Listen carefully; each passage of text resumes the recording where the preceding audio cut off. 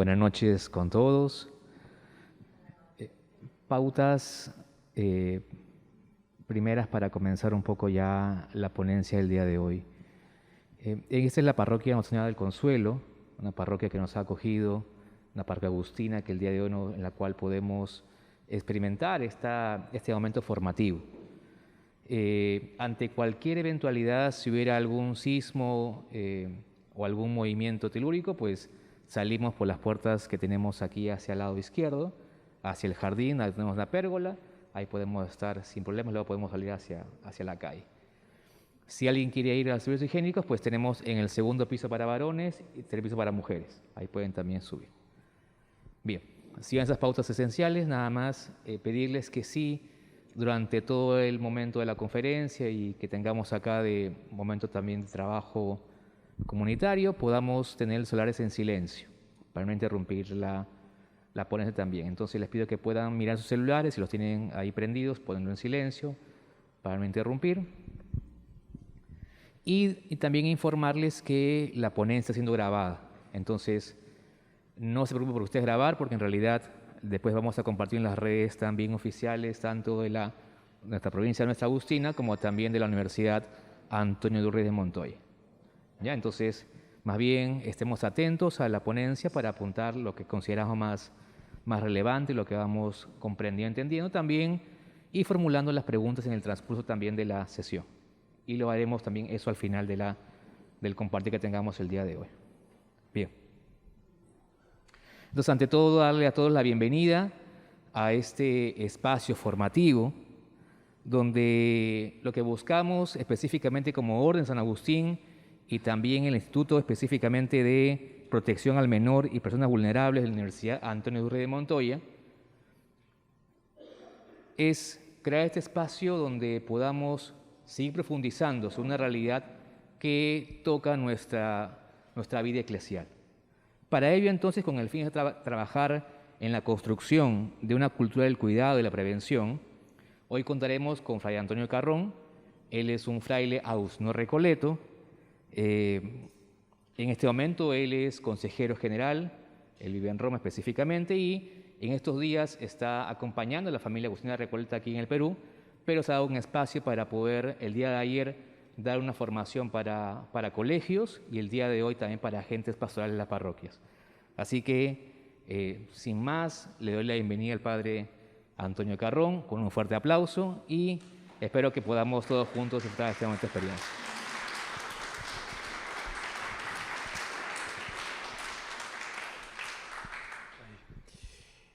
Me ha gustado mucho, hablando de parroquias seguras, empezar diciendo que si hay un sismo hay que salir por aquí.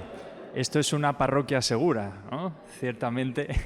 Y uno, bueno, no está acostumbrado a veces a tener tantos sismos y, por supuesto, uno no está acostumbrado, viniendo del contexto europeo, donde hoy está todo el mundo de vacaciones y en la playa, a estar un 2 de agosto por acá. Es una cosa que a uno le quebranta un poco la mente. Esto de los hemisferios y los diferentes calendarios, pues es algo además enriquecedor. Por mi parte, agradecer la invitación a la Universidad Ruy Montoya, a la Orden de San Agustín y, por supuesto, pues a todos ustedes por su presencia en esta tarde, en la que vamos a compartir algo que quizás pues, necesita todavía de mucha hermenéutica. Cuando digo hermenéutica me refiero a mucha interpretación y a mucho conocimiento, pues de alguna forma, de los elementos fundamentales, de los elementos básicos, que de alguna forma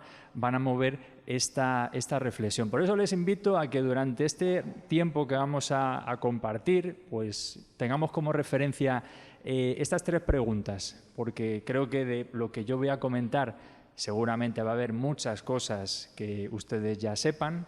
Va a haber quizás algunas cosas que yo mencione que les gustaría profundizar más, y siempre creo que de un momento compartido como estos tiene que quedar alguna duda, tiene que quedar algo un poco para seguir, ¿no? No se va a resolver, por supuesto, todo en este rato, y creo yo que también de este rato que vamos a compartir, y creo que luego en el ratito que tengamos de diálogo, pues también nos tenemos que llevar cada uno de nosotros algo. algo que diga, mira, pues de esta tarde me llevo esto y voy a intentar aplicármelo para mí, para mi vida y para mi misión. Entiendo que ustedes pues están aquí como pues son miembros de parroquias, agentes de pastoral, de diferentes contextos, así como ayer estuvimos en el marco educativo con directivos de colegios, algunos profesores, y llamándose este tiempo compartido, pues cómo podemos un poco mejorar el tema del buen trato, cómo podemos llegar a esa clave de parroquias seguras.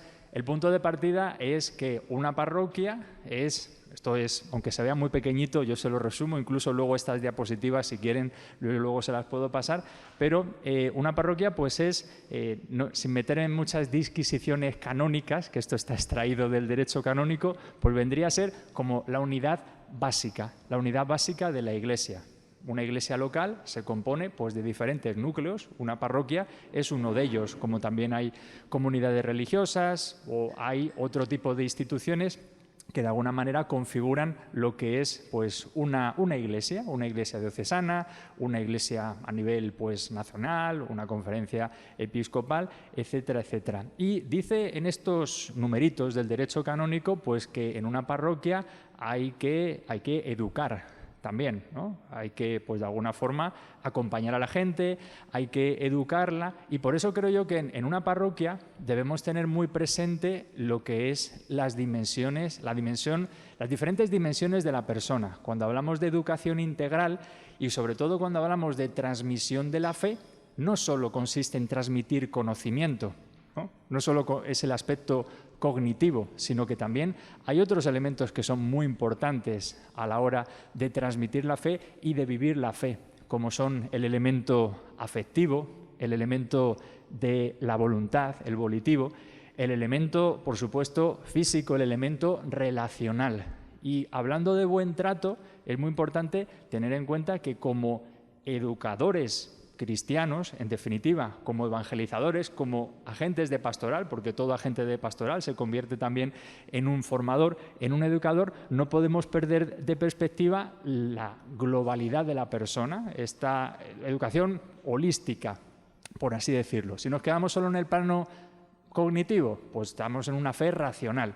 Si nos quedamos solo en el plano celebrativo, pues a lo mejor estamos en un plano demasiado hacia el otro extremo. Hay que equilibrar la balanza y esta es la manera, teniendo en cuenta estos diferentes aspectos. Por ejemplo, cuando hablamos del aspecto físico, pues yo creo que es importante también tenerlo en cuenta y creo yo que en una educación cristiana hay que hablar de todo y hay que hablar también de sexualidad y hay que hablar pues de todos los elementos que conjugan propiamente lo que es la persona. Y todo esto lo vamos a un poco contextualizar en pues, una de las prioridades que como Iglesia en los últimos años de manera especial pues, nos están marcando como una guía. Y de alguna forma es cómo podemos, sobre todo al hilo de acontecimientos, de circunstancias que hemos vivido, cómo podemos mejorar. Y todo esto en esta clave de cómo hacer de nuestras iglesias, no quiere decir que la iglesia no sea un lugar seguro, un espacio seguro, pero de alguna forma hay que mejorar algunas cosas que nos hemos dado cuenta que han fallado.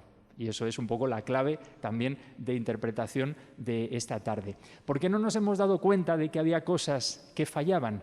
Pues porque no teníamos ni el lenguaje ni la experiencia, ¿no? Hay un delgado hilo, me voy a referir luego un poquito a todo esto, pero lo voy a introducir un poco. Hay un muy delgado hilo en lo que tiene que ver pues, con la concepción del poder, con lo que tiene que ver con la concepción de la autoridad, con lo que tiene que ver con lo emocional y lo espiritual. En el ámbito religioso y especialmente en el ámbito eclesial tenemos, si lo analizamos objetivamente, tenemos el caldo de cultivo perfecto para la manipulación de la persona, tenemos el caldo de cultivo perfecto para que se produzcan situaciones de vulnerabilidad y de abuso. Es que es el caldo de cultivo perfecto, porque es muy fácil que yo pues ejerza mal mi autoridad o que otra persona interprete mal mi función. Yo, por ejemplo, por llevar esto aquí, pues ya estoy dando un mensaje y puede ser que una persona pues se sienta más o menos dependiendo de si llevo yo esto aquí o si otra persona interpreta pues algún aspecto. Voy a poner un ejemplo, si me permite, por favor, ¿puede venir por aquí alguien?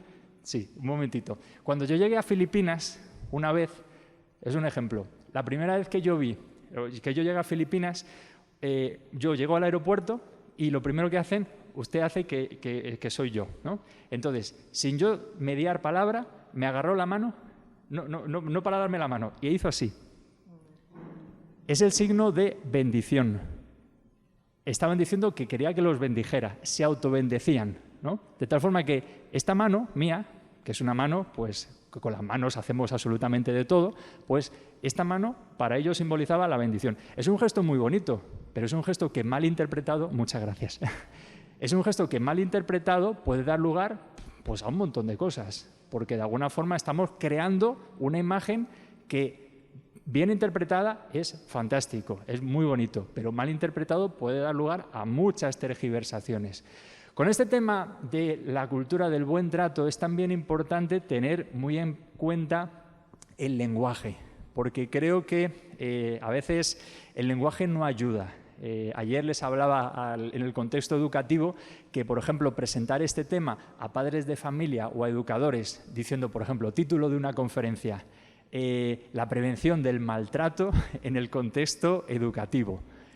Si eso se lo presentamos a un padre de familia, dice, están maltratando a mi niño en el colegio. O si eso se lo presentamos a un profesor, el mensaje que le llega es que se creen que yo voy a ser un agresor, que voy a hacerle daño. Entonces, creo que también tenemos que aprender a ser propositivos a la hora de utilizar el lenguaje y hablar cada vez más de un lenguaje en positivo. ¿Y qué significa eso? Pues estamos utilizando terminologías que a veces no nos ayudan. Quizás hay que utilizarlas durante un momento, pero no para siempre, porque si seguimos hablando siempre de hablar de protección, en definitiva es hablar de algo negativo, ¿no? Yo me tengo que proteger de algo porque algo malo me va a pasar.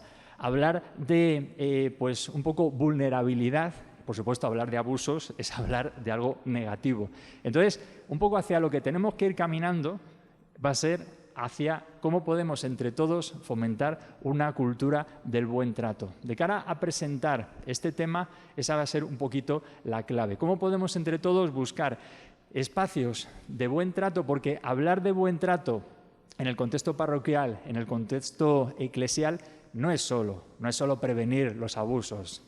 No sé, a lo mejor incluso alguno de los que ha venido esta tarde, pues vamos a hablar de ese tema y de forma muy profunda, pero no es solo prevenir el tema de los abusos, ni mucho menos por parte de sacerdotes a personas en el contexto eclesial. Eso es una parte, pero es que si lo restringimos solo a eso, nos estamos perdiendo la oportunidad, que es una oportunidad muy bonita, de verdaderamente hacer una propuesta muy bonita a nuestro mundo, y es que como Iglesia seamos capaces de generar una cultura del buen trato y en todos los espacios donde estamos presentes, porque es hablar de cultura del buen trato en el contexto de la familia, es hablar de cultura del buen trato en un marco que colabora con la familia para educar a sus hijos, como es la escuela, es hablar de buen trato expresamente en el ámbito de la Iglesia, en el ámbito eclesial, y es hablar de buen trato en un ámbito que forma parte ya de nuestras vidas y lo debemos tener muy presente. Si hacemos un repaso por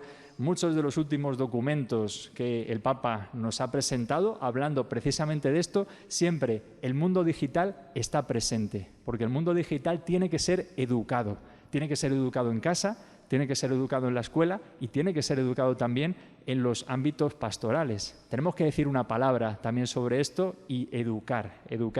Hay un concepto, lo comentaba ayer también, que está haciendo mucho daño a nuestro mundo y es el concepto de nativos digitales. ¿Qué entendemos por un nativo digital? ¿Solo una persona que ha nacido a partir de unos años y que sabe utilizar muy bien la tecnología? No. Eso es lo que entendemos, pero por ser alguien un nativo digital no quiere decir que tenga todas las competencias para saber manejarse en el ámbito digital, porque saber manejarse en el ámbito digital implica mucho el tema afectivo, que alguien me envíe un mensaje, ¿no? Que alguien se interese por mí. El concepto de amistad. Hoy, ¿quién es mi amigo en Internet? ¿Es quien me pide amistad en una red social? ¿Es quien le da a like a una foto que yo publico? Todo eso requeriría también se requeriría cuando hablamos de una formación integral en el contexto digital. No solo considerar a alguien nativo digital porque sabe utilizar muy bien desde que son pequeñitos la tecnología.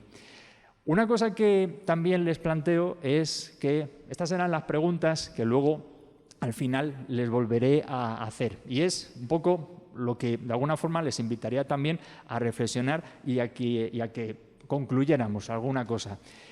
¿En qué podemos mejorar para lograr una cultura del buen trato en nuestra vida y misión? Cuando hablo de vida y misión, pues hablo de nuestro contexto concreto, parroquial, comunitario, etc.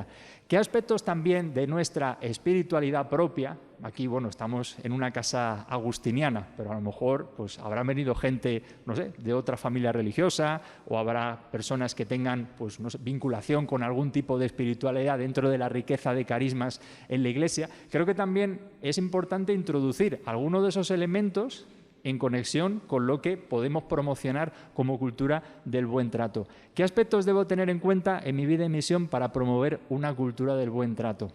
Y esto lo tenemos que ver en primera persona y hay que verlo también en mi aportación como agentes de pastoral hacia dónde podemos ir.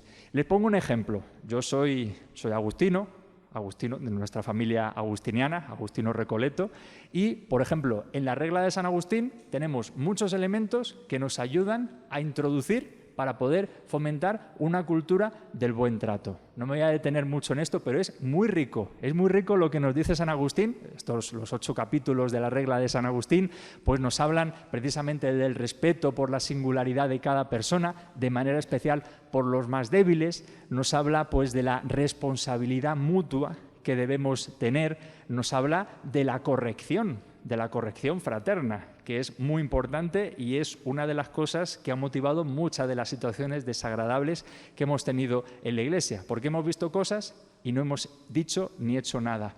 Nos habla también, pues, del amor por el hombre y odio a los vicios, que de alguna forma es también lo que tenemos que denunciar. Nos habla del servicio mutuo, de la preocupación mutua por lo material y por lo espiritual. Creo que tenemos que encarnar en un objetivo común como tenemos de promover la cultura del buen trato, también la espiritualidad propia. Todos tenemos una espiritualidad común, obviamente, cristiana, pero creo que también es enriquecedor que hagamos el esfuerzo de decir, oye, mira, yo pues provengo de la familia franciscana, de la espiritualidad ignaciana, agustiniana, de lo que sea, y ver cómo podemos conectarlo, porque es algo que nos ayuda a contextualizar y a personalizar mucho más. Y nos va a permitir que esto se haga mucho más realidad de forma más sencilla. Otro aspecto importante a tener en cuenta para poder promover una cultura del buen trato es conocer a la persona que tengo delante. Creo que esto es muy agustiniano porque San Agustín plantea mucho el tema de la empatía, de conocer a quién tengo delante. Es muy importante porque haciéndonos estas preguntas, en este contexto de un mapa de empatía, este es un modelo, hay otros muchos, este es uno que yo utilizo mucho para hablar con educadores, nos ayuda a conocer cuáles son las circunstancias del otro, qué piensa el otro, qué escucha el otro, qué dice y por qué lo dice, qué le frustra, qué le motiva, qué ve. Estamos intentando hablar de contextos seguros, parroquias seguras, pues de alguna forma necesitamos saber quiénes son nuestros destinatarios, cuáles pueden ser sus dificultades y a partir de ahí, pues de alguna forma buscar las maneras de mejorar en el ámbito relacional. En la Iglesia, esto es una reflexión del Papa Francisco hace unos años en un discurso a la curia romana. En Navidad estaban todos los cardenales creyendo que el Papa les iba a felicitar la Navidad y les soltó esto, ¿no? Les soltó las enfermedades de la curia romana. Y se hablaba precisamente de enfermedades, lo que se denominan eclesiopatías. Es un término pues, que es muy real, porque la Iglesia también tiene sus enfermedades. Y en este tema de la vulnerabilidad, fundamentalmente, pues, bueno, entendemos por eclesiopatías dinámicas patológicas, es decir, enfermedades que favorecen una cultura eclesial del maltrato y detonan posibles comportamientos inapropiados. Me voy a centrar en dos. Uno es el síndrome del llamado clericalismo y otro es el síndrome del denominado seminarismo, que uno que está viviendo ahora en Roma, esto se ve por todos los sitios y es una situación pues a veces triste. ¿Por dónde empezamos? El clericalismo en el ámbito ministerial, también en el ámbito laboral y a veces en el ámbito comunitario.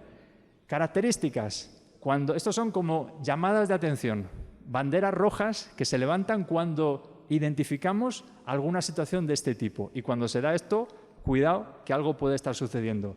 Situaciones donde hay un poder absoluto. Y esto lo encontramos en las parroquias, esto lo encontramos en los colegios, lo encontramos en las comunidades religiosas, sin ningún tipo de transparencia, sin ningún tipo de supervisión, lo que llaman los técnicos accountability, ¿no? Esa, de alguna forma, pues esa supervisión necesaria que es importante. Expectativas de omnipotencia, actuación abusiva, prepotencia de quienes realizan funciones de gobierno o de gestión, uso excesivo de poder. Son situaciones que a veces vemos. Clericalismo laical. Es que el clericalismo no solo lo fomentan los clérigos, el clericalismo a veces es fomentado también desde los laicos. Y yo me lo he encontrado muchas veces, que la gente potencia ese clericalismo. Clericalismo se nutre a veces del temor reverencial que los laicos mantienen en su relación con los religiosos y sacerdotes. Entonces, todavía hace que eso se amplifique mucho más. Esto, sobre todo, se debe a los contextos culturales. Hay contextos culturales que favorecen mucho esto. Yo vengo de Europa. Allí, ahora mismo, salir con esto por la calle es que te llamen mínimo pedrasta, que te llamen, que casi te escupan a la cara. En otros contextos, por ahora esto no sucede. Yo voy por Asia con esto y la gente, entre comillas, casi me besa la mano. En algunos contextos de América, pues hay o una cosa o lo extremo, ¿no? Aquí tenemos cerquita Chile y sabemos la reacción que ha habido. En Chile ir con esto por la calle, cuidado, ¿no? No sé, aquí en Perú lo conozco poco, he venido solo 3 veces, pero saquen sus propias conclusiones. Actitud de sometimiento, dependencia regresiva infantil, se da mucho estas circunstancias y de alguna forma hay que estar atentos. El síndrome del seminarismo y el discernimiento vocacional.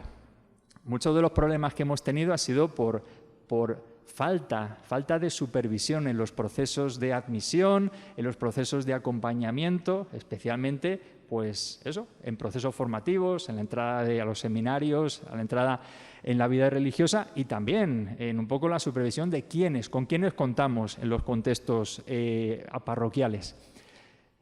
Estudios recientes nos hablan de que religiosas, sacerdotes de la generación actual se perciben como personas especiales y superiores. Y es verdad que se da esta circunstancia. Entonces, cuidado con este ámbito porque da lugar luego a deformaciones que se están dando y mucho.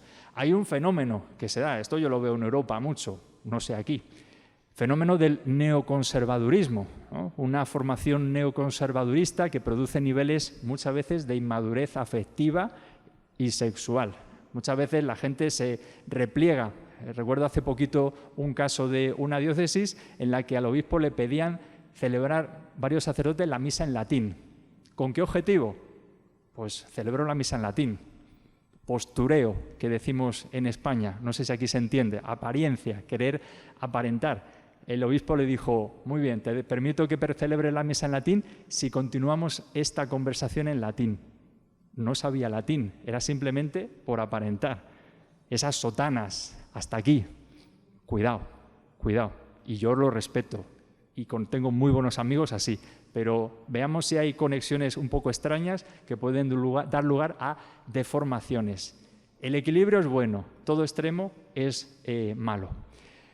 Neoconservadurismo reflejado en fascinación de elementos del pasado, una mirada egocentrada con diversas manifestaciones, muchas veces incapaces de mirar al pueblo de Dios porque estamos tan altos que no somos capaces de agachar la mirada. Maltrato a la feligresía, esto se ve y es una lucecita que nos tiene que hacer llamar la atención. Aspiraciones de alto rango en las funciones de gobierno, pues cuidado con estas manifestaciones. Y esto creo que En un contexto parroquial se identifica y hay que levantar la bandera roja. Y ahora, gracias a Dios, tenemos mecanismos para llamar la atención con estas cosas y mecanismos muy claros, como vamos a ver ahora. Me meto un poquito con este tema. Voy a ir dando saltos por muchas cosas porque son muchos temas y no tenemos mucho tiempo, así que espero no pasarme más de la cuenta. Es bueno hablar de esto. Cuando hablamos del perfil del agresor, en todos los contextos, aquí no me estoy refiriendo solo al contexto eclesial. Estos son unos datos que están extraídos de diferentes fuentes y nos hablan de que la gran mayoría del maltrato se produce en el ámbito familiar, ¿no? Estamos hablando de aquí padre, compañero, amigo, pareja, gente cercana, casi la mitad, 49%. Compañeros, amigos, 14,4%. Adultos de confianza, 9,3%. Novios, exparejas, 8% aproximadamente. El 80,8%, gente del círculo de confianza. Nos vamos aquí, un dato significativo. Agresores, en este caso, eclesiales, ¿no? Sacerdotes, 0,2%. Este mensaje a veces es contradictorio porque uno dice, 0,2%, no es para tanto.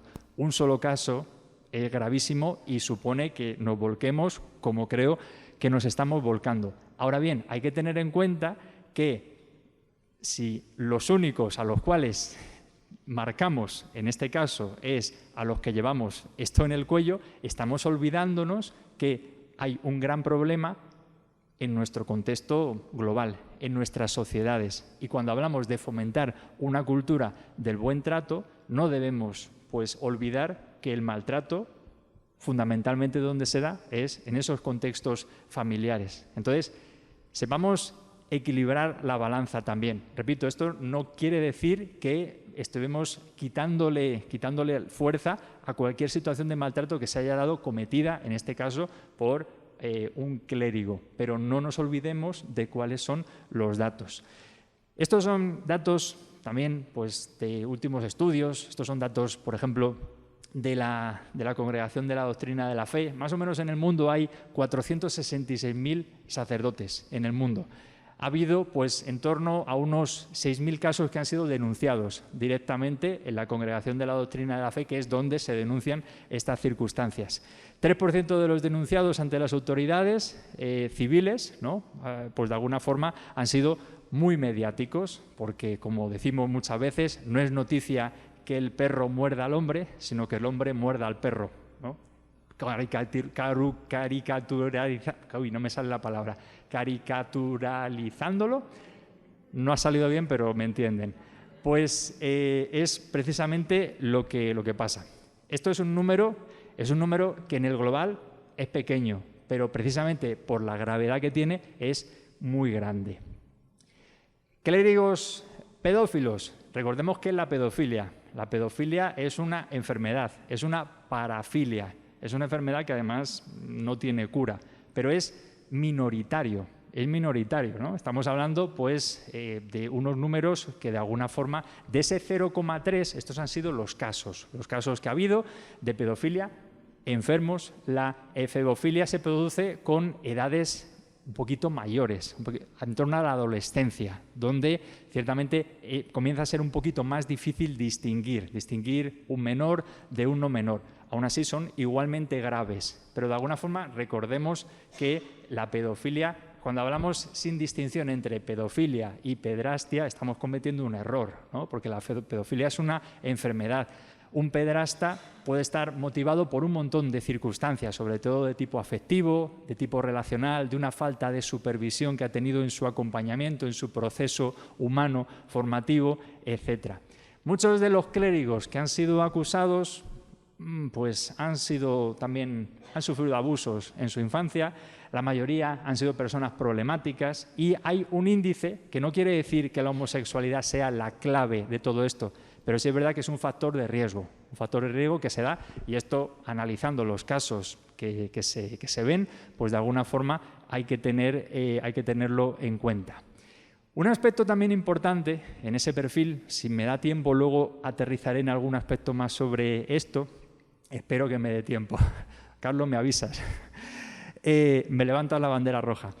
Un aspecto muy importante, si no lo han leído, creo que esta carta apostólica Vos Extix Lux Mundi es una clave muy buena para el ámbito laical, porque nos está dando las claves de qué podemos hacer. ¿Qué podemos hacer cuando vemos una situación que nos llama la atención? Y ahí se define quién es un menor. Un menor es cualquier persona con una edad inferior a 18 años o legalmente equiparado a ella, pero es que este documento del Papa de hace ya algunos años define otro concepto que estaba olvidado, y es el concepto de persona vulnerable. ¿Quién es una persona vulnerable? Que se equipara a menor. Cualquier persona en estado de enfermedad, de deficiencia física o psicológica o de privación de libertad personal, y la privación de libertad personal se puede producir por muchas circunstancias, que de hecho limite incluso ocasionalmente su capacidad de entender o de querer, o cualquier caso de resistir a la ofensa, ¿no? Y la vulnerabilidad es también una delgada línea, especialmente en contextos religiosos. Muchos nos podemos convertir en personas vulnerables. Entonces, creo que es un elemento a tener muy, muy en cuenta.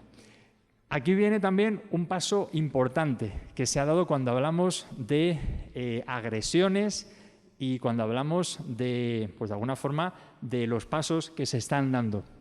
Hace no mucho se reformaba el libro sexto del derecho canónico. El libro sexto del derecho canónico es el derecho penal.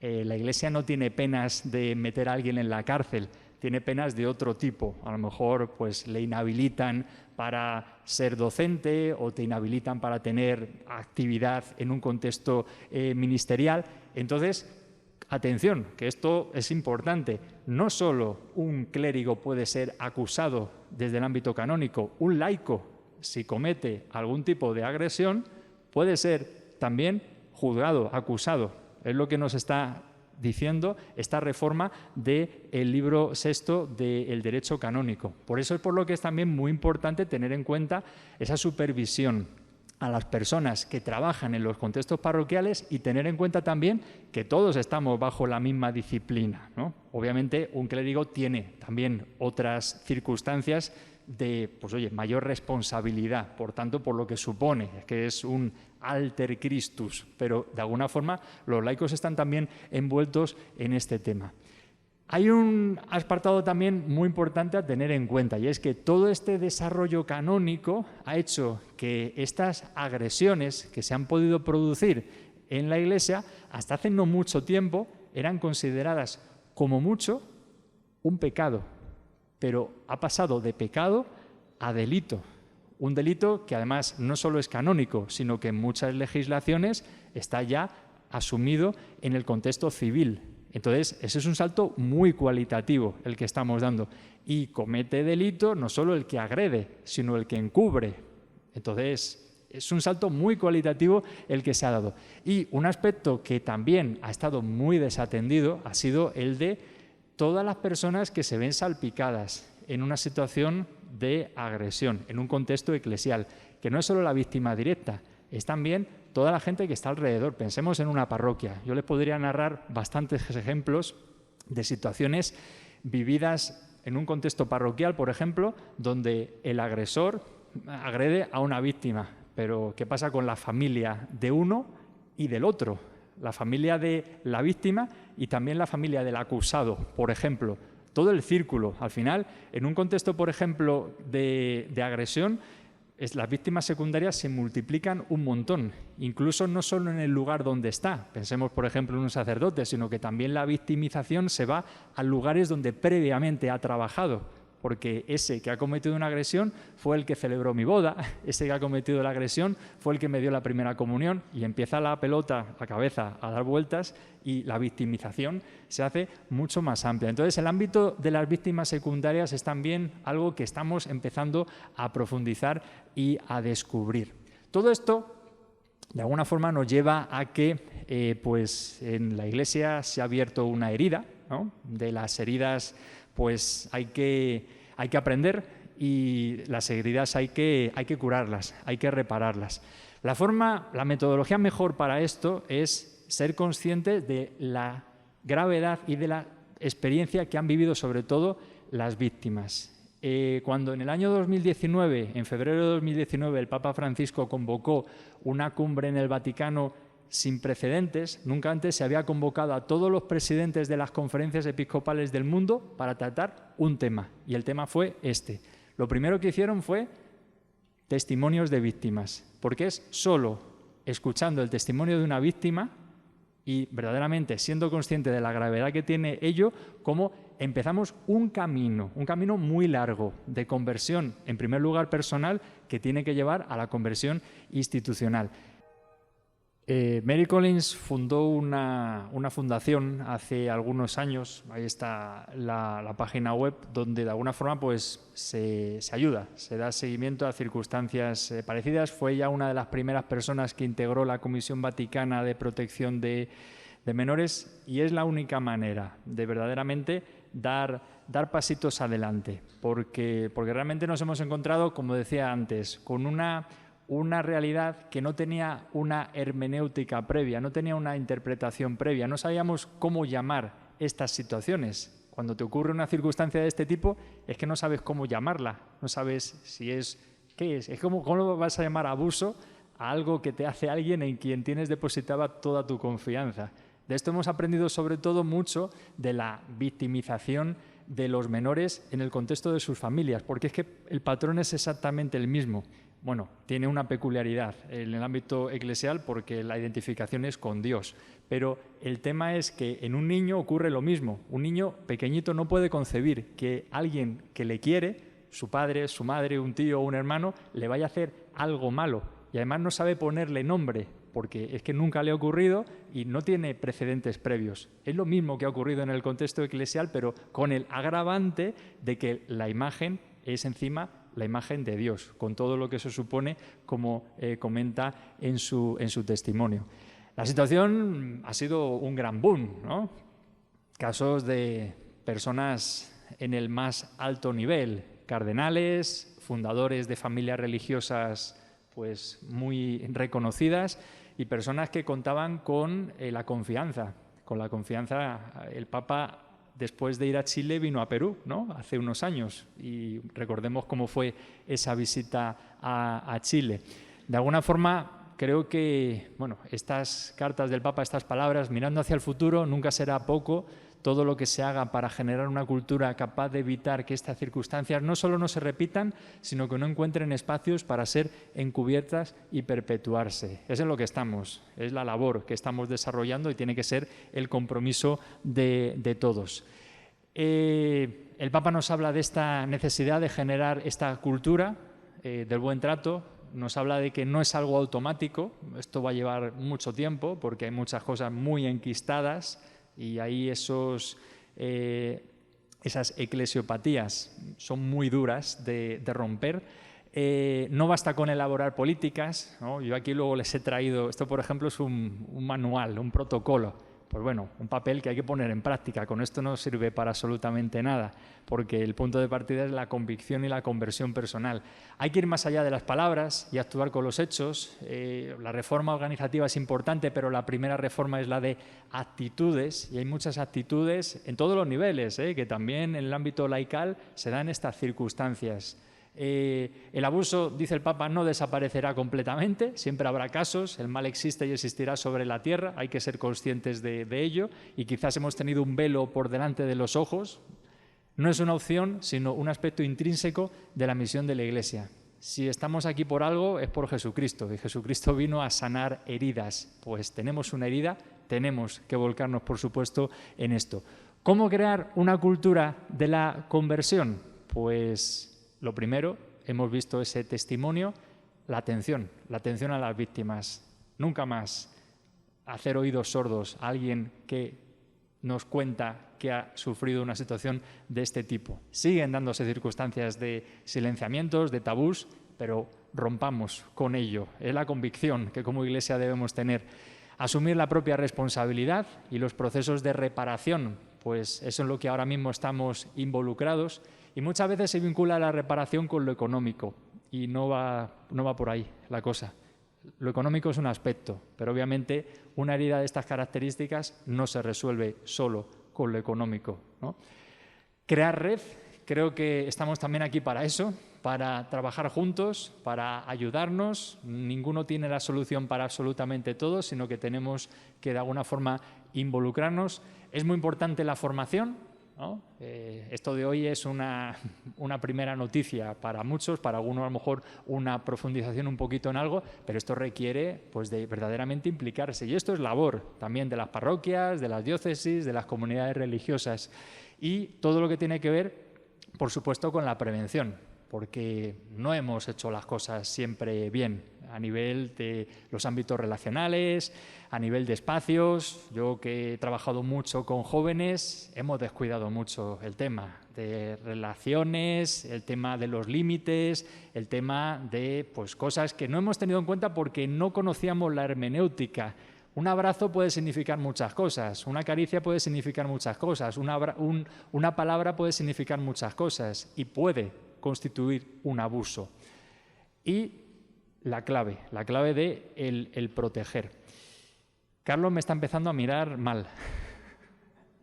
Bueno, trátame bien, ya que estamos hablando de buen trato.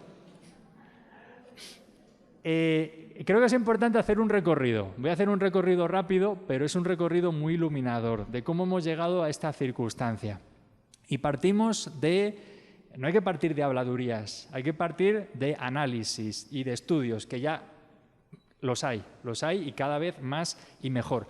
Estos son 3 de los estudios más significativos. El John Jay College of Criminal Justice en Estados Unidos le encomendaron a la Conferencia Episcopal Norteamericana un estudio y de alguna forma de ahí salió mucho de lo que estamos aprendiendo. Recientemente, pues en Chile se ha desarrollado un estudio que coincide plenamente con esto. Ahora pues se están realizando estudios en varios países. Recordemos hace un tiempo los casos en Francia. Se está desarrollando ahora también un estudio en Portugal, en España. En Italia todavía hay un poquito de freno en esto. En el contexto de Latinoamérica hay que ponerse las pilas, ¿no? Porque es importante avanzar en ello. Y nos hablan de tres circunstancias que han motivado esto. Son conclusiones muy generales después de analizar muchos casos. ¿Cómo ha surgido esto? Pues ha habido un conjunto de situaciones sociales derivadas por elementos culturales, pues el poder, lo que hemos denominado antes el clericalismo, en muchos contextos el machismo, pero el machismo entendido también en todos los sentidos, en el sentido clerical, en el sentido laical, en el sentido familiar, etc.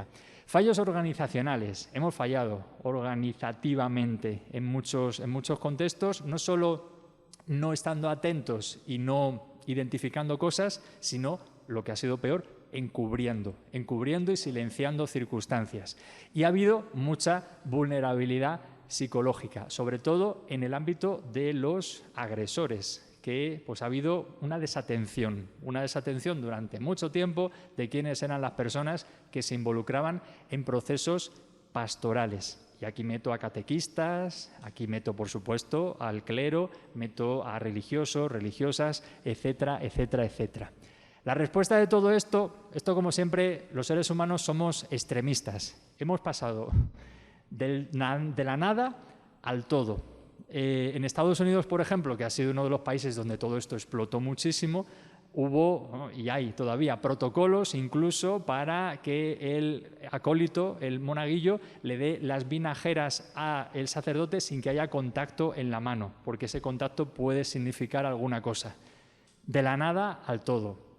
A veces no sabemos equilibrar un poco la cosa, pero es verdad que es que no había nada y había que hacer algo, ¿no? Entonces, el concepto de tolerancia cero es el que el Papa ha compartido desde un inicio, las víctimas los primeros y escuchar a las víctimas.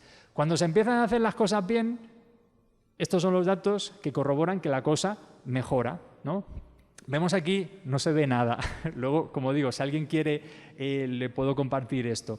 Aquí vemos el año 50, 60, 70, 80, 90 y el año 2000. Cuando más casos se dan es precisamente en los años 60, 70 y 80. Son los casos que recurrentemente están saliendo mucho. Hace poquito el Papa ha estado en Canadá, ¿no? En Canadá, atendiendo esas circunstancias que se habían producido y que muy poca gente conocía. En esos años, ¿qué era lo que se producía? Pues una desatención completa del acompañamiento y de pues, tener cuidado de las cosas que ocurrían en seminarios, en casas de formación, etcétera, etcétera. Desde el momento en el que se empieza a trabajar en esto, todo desciende y ahora hay casos, pero son contados, son poquitos y ahí tenemos los datos pues, de aquel lugar al que van todas las denuncias, en este caso la Congregación de la Doctrina de la Fe.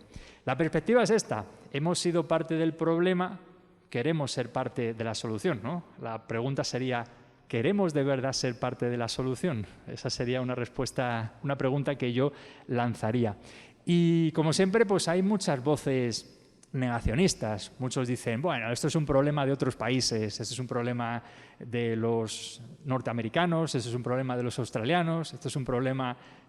me cuesta hacer el cambio, que yo siempre estoy en Europa, ahora estoy en América, esto es un problema de los europeos. No, porque yo en mi familia religiosa constato que hay situaciones de abuso, ¿no? Entonces, es que no me van a convencer de que esto no se da aquí también y mucho. Es un montaje, los medios de comunicación quieren destruir la Iglesia, algunos dicen, es que no puedo hacer nada, esto es tan grande que se me va de las manos. Es algo que pasará, esto va para muy largo, ¿no? Con esto vamos a estar mucho tiempo. Es peor en otras instituciones, a veces cuando salta un escándalo, qué sé yo, en la FIFA, suelta un escándalo en un equipo olímpico, decimos, bueno, no somos los únicos, parece que hay más en otros sitios. Eso no puede ser ni mucho menos un consuelo para nada. Hay muchas acusaciones falsas, es cierto que hay acusaciones falsas, pero no son muchas, son pocas, aunque las hay. Y bueno, hay también voces que dicen, la causa de todo esto es el celibato. No es el celibato porque, como hemos visto antes, la gran mayoría de las situaciones de abuso se dan en contextos familiares y ahí no hay celibato. Y si vamos a otras iglesias protestantes, exactamente igual o peor, y ahí no hay celibato. Entonces, no es la causa. Hay datos mucho más precisos. He sido muy simplista a la hora de decirlo, pero hay datos que corroboran muy bien esto. Y el tema de la homosexualidad es un factor de riesgo, pero no es. Es mucho más grave el tema del abuso de poder. Eso sí que constituye verdaderamente el punto de partida de estas circunstancias. Hay otros melones, no sé si utilizo alguna expresión que suene mal, decimos en España, hay melones que todavía están por abrirse y esto va a traer mucha tela, porque si ya es doloroso y grave que se produzca una situación de maltrato en el contexto eclesial, pero pues de un clérigo hacia un laico, perdónenme que sea tan reduccionista, fijémonos el impacto que tiene que se produzca una situación de maltrato, de abuso, pues, por ejemplo, en comunidades religiosas, con religiosas. Esta que aparece aquí es una muy buena amiga, Mary Lembo, que es una compañera de la Universidad Gregoriana y presentó hace algunos años una de las primeras tesis doctorales sobre abusos sexuales a religiosas en comunidades religiosas por parte de clérigos, religiosos. Lo hizo en un marco concreto, como fue el marco europeo, pero empiezan a aflorar estudios que van corroborando esta situación. Caroline de Masur es también una profesora, estuvo trabajando en la Universidad Gregoriana, ahora está trabajando en Canadá y es también una de las personas referente en este tema. Es una de las cuestiones graves que tenemos actualmente puestas y obviamente hay que atajarlo. Dice el Papa que estamos firmemente comprometidos a llevar a cabo las reformas necesarias para fomentar desde el principio una cultura de atención pastoral, de modo que la cultura de abuso no tenga espacio para desarrollarse y mucho menos para continuar. El Papa está insistiendo mucho. Ahora bien, el Papa desde Roma puede hacer cosas, pero si no lo hacemos a nivel local, desde acá, el Papa va a seguir hablando, pero el Papa no es omnipotente. Entonces, requiere del compromiso de todos. Y debe ser el punto de partida esa actitud de conversión, de transparencia, de sinceridad, de solidaridad con las víctimas. Pasos dados que se han dado en esto. Creo que estas cosas son iluminadoras. Carlos, venga. Nos vamos al año 1992. En el año 1992 es cuando empieza a escucharse algo de esto, pero de una forma muy, muy leve. Fue la primera vez que en una reunión de obispos norteamericanos se empieza a hablar algo de esto. Es que no existía ni el lenguaje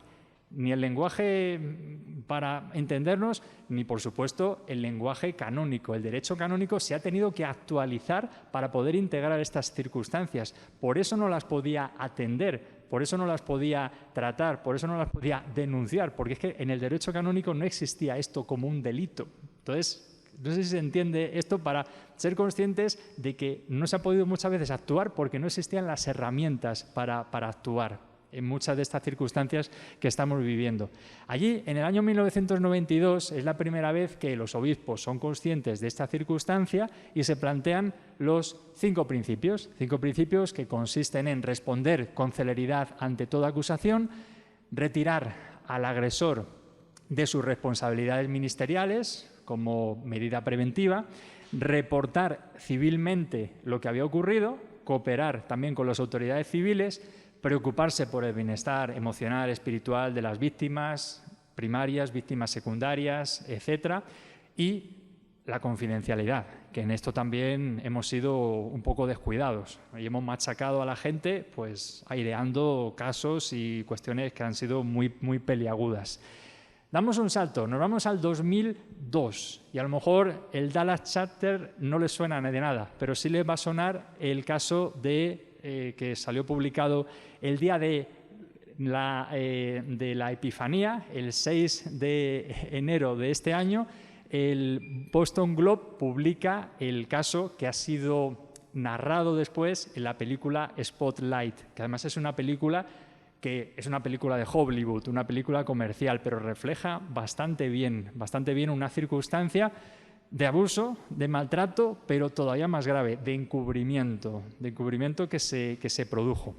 Entonces fue en ese Dallas Charter donde se siguieron dando pasos y ya fue una conferencia episcopal completa, la conferencia episcopal norteamericana, la que dijo esto hay que tomárselo en serio. Damos otro salto porque ahora hasta este momento solo estábamos hablando del ámbito norteamericano, pero fue ya en el año 2011 cuando la Congregación de la Doctrina de la Fe elabora un borrador de líneas guía con una serie de procedimientos. Esto lo tenemos desde hace ya unos cuantos años. Otra cosa es que se haya trasladado, que se haya utilizado, que se haya implementado. Los procedimientos eran protección a niños, niñas, adolescentes. Todavía no existía en este momento el concepto como tal de personas vulnerables. Eso ha sido un desarrollo posterior. Asistir a las víctimas, ocuparse de los acusados, ¿no? Es una circunstancia. Pues en esto ocurre lo de siempre. Yo he tenido hermanos que han sido acusados. Son acusados, pero son hermanos. Hay que acompañarlos, hay que atenderlos también, ¿no? Entonces, no olvidemos esa circunstancia que también es muy real. Formación inicial y permanente de los ministros ordenados, cooperar con la autoridad civil y voy dando saltos muy amplios y vamos a ese encuentro que antes les comentaba. En ese febrero de 2019, pues el Papa convoca esa cumbre en el Vaticano donde, pues de alguna forma, se trata durante unos cuantos días y de forma muy contundente esto.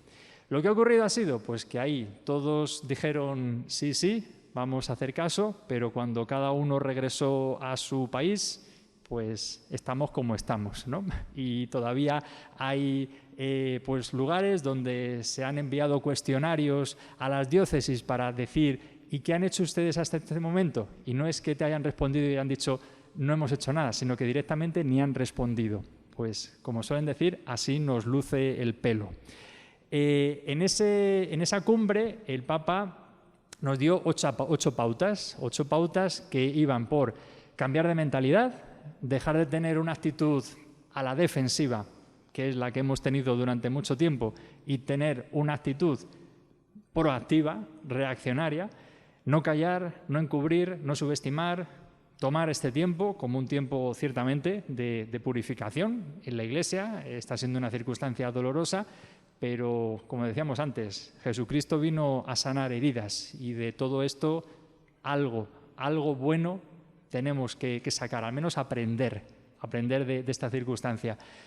Centrarse mucho en la selección y formación de los candidatos, tener verdaderas normas que no sean solo orientaciones de yo esto lo hago si quiero, no, son normas y ahora con la reforma del derecho canónico mucho más contundentes.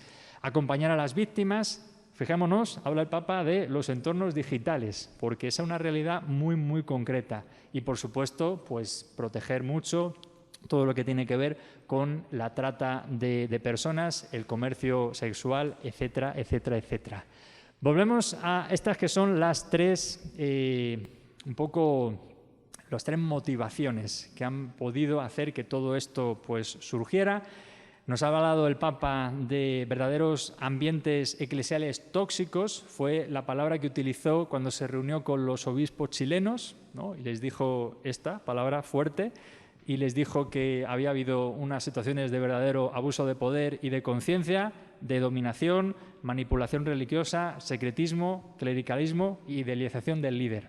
Vuelven a ser características que nos tienen que hacer ver que si estamos en un contexto, en una agrupación, en una comunidad, en un contexto eclesial donde se produce algo de esto, bandera roja en alto. El abuso de poder, en esto podríamos dedicar un día entero a hablar de esto, pero creo que es importante tener una definición de a qué nos referimos con abuso de poder. El abuso de poder en un contexto eclesial, que se puede dar abusos de poder en muchos contextos, pero supone un exceso en el desempeño de las propias funciones jerárquicas, pastorales o espirituales, estableciendo relaciones perversas y forzando a alguien en su conciencia para robustecer el propio poder e imagen, ¿no? Es pues muy real, muy real. Hablamos muchas veces también de abuso de conciencia, que puede tener esa doble tipología jurídica en el marco de la superioridad por la función que ejerzo, o puede ser también de tipo espiritual, que tiene estas características, pues una manipulación de la conciencia de la víctima hasta el punto de que el abusador, tomando el lugar de Dios, y esto se ha producido tanto siendo el agresor laico como siendo el agresor religioso o clérigo, tomando el lugar de Dios, se obstruye o se anula la libertad de juicio de la víctima. En todo ello, repito, es que estamos en un caldo de cultivo en el marco religioso y eclesial donde es un hilo, lo que distingue una cosa de la otra. Y bueno, pues es importante también abrir la perspectiva. Hasta ahora me he centrado mucho en el tema del ámbito eclesial, pero recordemos una vez más cuál es la realidad. Esto es un estudio del marco europeo. En el marco europeo, hace unos años, el Consejo de Europa hablaba de que 1 de cada 5 mujeres, 1 de cada 13 hombres declaran haber sufrido abusos sexuales en su infancia. Ayer les decía a los educadores que si tenemos en un aula 25 alumnos y trasladamos esta estadística, pues contemos los casos que podemos tener en clase. Esto es una aproximación, pero que algún caso vamos a tener, ¿no? Hay muchos informes. Este es un informe muy bueno que se lleva desarrollando desde hace ya varios años. Empezaron en 2016 y se obtuvieron en junio de 2021 unos resultados y nos hablaban pues, de datos muy relevantes. Y un dato relevante era, por ejemplo, que una persona que había sufrido un maltrato siendo niño o adolescente no tenía la capacidad de denunciarlo, de ponerle nombre, de darse cuenta que le había ocurrido eso hasta los 50 años. Por eso, porque es muy difícil que una persona sea consciente de que eso que le ha ocurrido es un maltrato, sobre todo si el hilo es la manipulación espiritual, la manipulación religiosa, la manipulación desde el poder. Son datos pues, que nos hablan de formas de maltrato, ¿no? Aquí nos hablan de caricias, nos hablan de procesos de grooming, de ese acercamiento, ese engatusamiento. tú eres muy especial para mí, eres el predilecto, eres la predilecta. Son maneras que se utilizan en todos los contextos, pero también en el eclesial. Nuevamente, desde otro punto de vista, pero es para que vean que se corroboran los datos prácticamente de manera exacta y son dos estudios completamente distintos. Antes nos hablaba del 49% en el ámbito familiar, aquí nos habla del 48%. Bueno, estamos hablando de un 1%, pero es que se clavan los resultados. Y bueno, aquí nos habla del impacto que tiene. Creo que con el testimonio de Mary Collins pues tiene uno la conciencia de lo que verdaderamente supone en una persona todo esto y cuántas personas son capaces de sacar de dentro lo que les ha pasado. 1 de cada 10. Así que tenemos muchas heridas que sanar. Por eso es por lo que en la base, y una parroquia es la base, hay que tener las orejas abiertas y los oídos abiertos. Bueno, es volver un poco sobre lo mismo. No solo el derecho canónico ha definido, y bueno, los documentos eclesiales han definido qué es el maltrato. La Organización Mundial de la Salud dice también lo que es el maltrato y nos habla pues de toda esta tipología de maltrato que se da en todos los ámbitos. Se da en el ámbito entre iguales, de mayores a menores, de menores a mayores. Y este es el esquema que de alguna forma pues, nos recuerda además que no solo hay actos de agresión directa, lo que se denominan actos de comisión de tipo físico, sexual, psicológico, ya sea con contacto o sin contacto, porque puede haber agresiones sexuales sin contacto, por medio de una caricia, por medio de una palabra, por medio de una imagen. Hay muchas maneras también de vulnerar, ¿no? Incluso la tecnología en esto pues, está ayudando mucho. Ayer les comentaba también a los educadores que hay circunstancias en las que pues, se prostituye a niños, familias lo están haciendo, pues metiendo a los niños en una sala, conectan una webcam y personas desde miles de kilómetros conectados en streaming a esa sesión les dan instrucciones para que abusen de los niños. Ahí el abusador es quien está en la sala, pero también el que está a miles de kilómetros de distancia conectado. Actos de comisión y también actos de omisión, es decir, todas aquellas desatenciones que tenemos muchas veces con los menores o con personas vulnerables. Y aquí la tecnología juega un papel muy importante porque estamos siendo muy descuidados en la supervisión del uso de la tecnología que estamos haciendo con los menores especialmente. Retomamos entonces este tema, ¿no? Que son los ámbitos en los cuales, pues, de alguna forma se circunscribe esta misión que nosotros estamos teniendo en cuenta. Una imagen, simplemente por decir una palabra, que ya soy yo el que, no Carlos que me está diciendo, sino que soy yo consciente de que hay que terminar.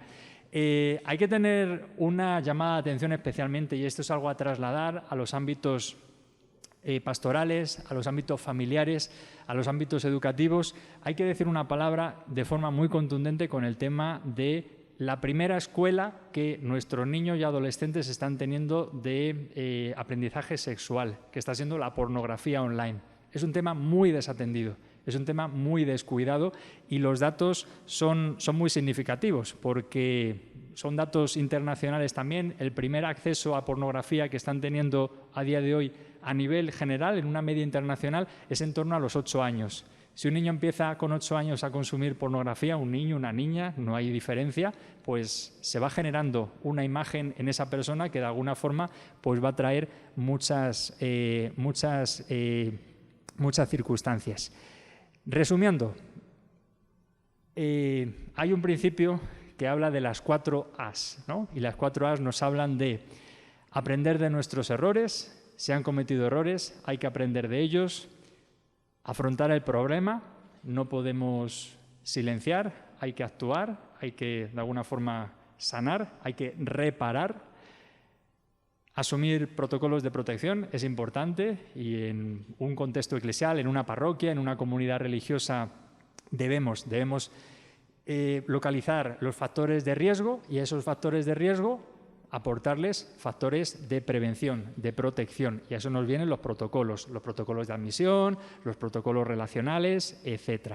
Y atender a las víctimas, a los sobrevivientes que de alguna forma pues son los que de alguna forma tenemos que atender en primer lugar. Les había traído ya aquí un ejemplo. Bueno, esto es un ejemplo que conozco porque lo hemos elaborado en nuestra familia, entonces es el ejemplo, lo tengo por aquí, si alguien está interesado se lo puedo compartir en formato digital. Nosotros lo que hemos hecho en el ámbito de la Orden de Agustinos Recoletos es recoger pues una serie de elementos, una serie de protocolos orientados a instituciones educativas, a parroquias, a también casas de formación, a todo lo que tiene que ver con acompañamiento espiritual, y de alguna forma te dan unas pautas que además toda gente que trabaja en esos entornos debe recibirlo, debe recibir una formación, debe pues firmar que eso lo ha recibido y de alguna forma comprometerse a eso, ponerlo en práctica. Eso es lo mínimo, lo del papel. Luego hace falta pues seguir sensibilizando y de alguna forma pues ser conscientes de que esto es algo de tiempo. Y además de eso, pues por poner algún ejemplo de circunstancias también de este tipo, pues por ejemplo a nivel diocesano, en la Arquidiócesis de Bogotá, han puesto desde hace ya algunos años un programa muy interesante en marcha, de entornos protectores. Ahí está sobre todo Monseñor Luis Manuel Alí, que es el que está promoviendo mucho esto.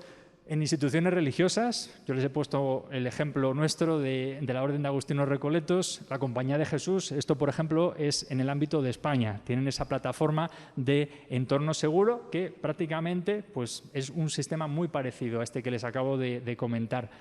El proyecto Repara es un proyecto que también surge, en este caso, en la Archidiócesis de Madrid, en un ámbito diocesano, que un poco ayuda a formar a personas para fomentar una cultura del buen trato y sobre todo para acoger a víctimas, acoger a personas que se han visto envueltas en estas circunstancias.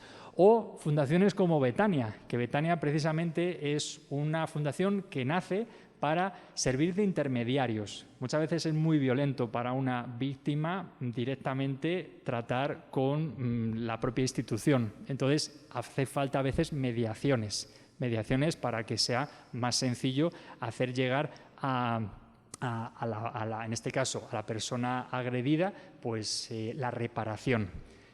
Termino, perdón.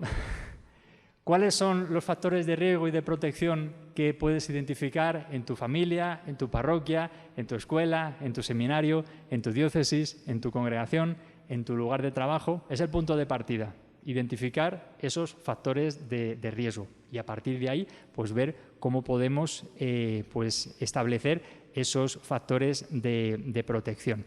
Hay muchos recursos. Yo ahora mismo estoy trabajando en la Universidad Gregoriana, allí se ofrecen pues, contenidos, se ofrecen en el Instituto de Antropología pues, cursos, se ofrecen pues, de alguna forma muchos medios para poder formarse. Está pues, aquí en Latinoamérica el ámbito, por ejemplo, de CEPROME, que es una de las instituciones desde México y muchos países de Latinoamérica que ayudan a potenciar pues, todo esto. Hace poquito, ayer precisamente, empezaba un curso patrocinado por la CLAR, por la Confederación de Religiosos de Latinoamérica, junto con el CELAM, que también han ofrecido un curso para el contexto latinoamericano. Es muy amplia. Cada vez esta red va creciendo y creo que es hacia lo que tenemos que caminar, ¿vale? Así que, perdón por el tiempo que me he pasado, que al menos quería mostrar un panorama muy amplio. Esto da para muchísimo más y sí les invitaría un poco a lo que antes les proponía, ¿no? De lo que hemos estado viendo, pues un poco, siempre es bueno identificar también, pues, qué yo ya sabía y qué me ha servido para, bueno, pues afianzarlo un poco más. De lo que he escuchado, qué me gustaría, o qué duda me ha quedado, qué me gustaría seguir profundizando y sobre todo de lo que hemos estado tratando, pues qué me llevo por el momento. No obstante, ahora entiendo que va a haber un poquito de dinámica para compartir y seguro que de ahí salen más cosas para enriquecernos juntos. Agradecemos a Antonio por la ponencia que ha tenido, con las luces y por toda la información, los datos y creo la claridad con la cual ha expuesto un tema tan amplio, pero creo que en el breve tiempo que nos has compartido, pues con mucha claridad. Lo que tendremos en este momento es lo siguiente. Durante unos minutos vamos a compartir en grupos de 6 o 7 personas con qué ideas, reflexiones me voy de esta ponencia que hemos escuchado, ¿sí? ¿Qué es lo que me estoy llevando en este momento? ¿Qué es lo que más ha resonado en el interior de repente dentro de mi misma realidad comunitaria, parroquial, el movimiento, etcétera? Entonces, ahí donde están ubicados nada más, ahí como están en sus sitios, en 7 máximo 6, 7 u 8 personas nos juntamos ahí y compartimos. Sí les pido que antes de comenzar a compartir, que me empiece, se presente, porque aquí hay de muchos lugares y familias eclesiales, ¿no? De diversas parroquias y de diversos lugares también. Entonces, se presente de dónde es, de qué comunidad es y después comparte un poco la reflexión que tiene, ¿sí? Y también, durante este tiempo que tendremos exactamente 20 minutos para compartir, por grupos van a elaborar una pregunta, que habrá uno de ustedes que lo copie en un papel de las hojas que tienen en el folder, la copiará y nos la pasará a alguien del equipo para tenerlas aquí y al final haremos las preguntas, Antonio, también de forma general. Sí, entonces podemos mover las sillas, pueden mover ahí los espacios y tendremos exactamente 20 minutos para compartir. Entre 7, 6 personas, máximo 8, compartimos.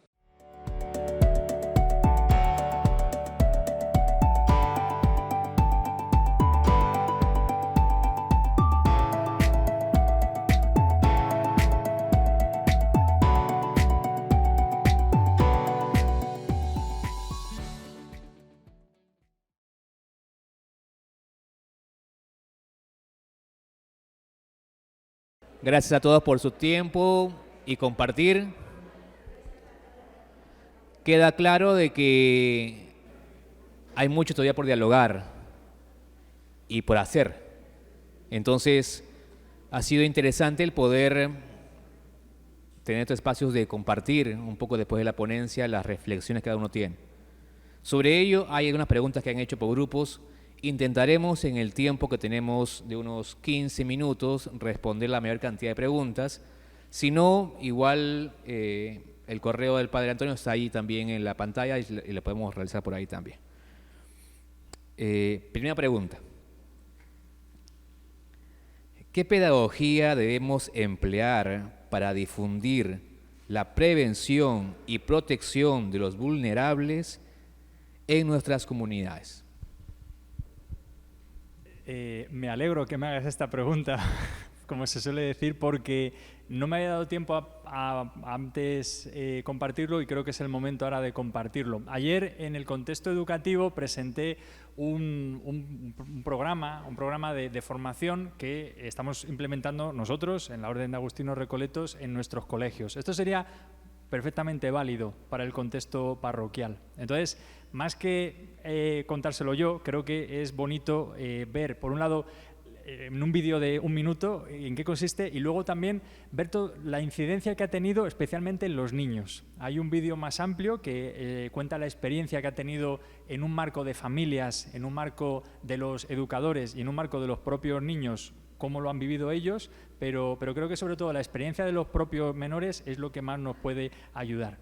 A ver, ¿cómo lo hago esto?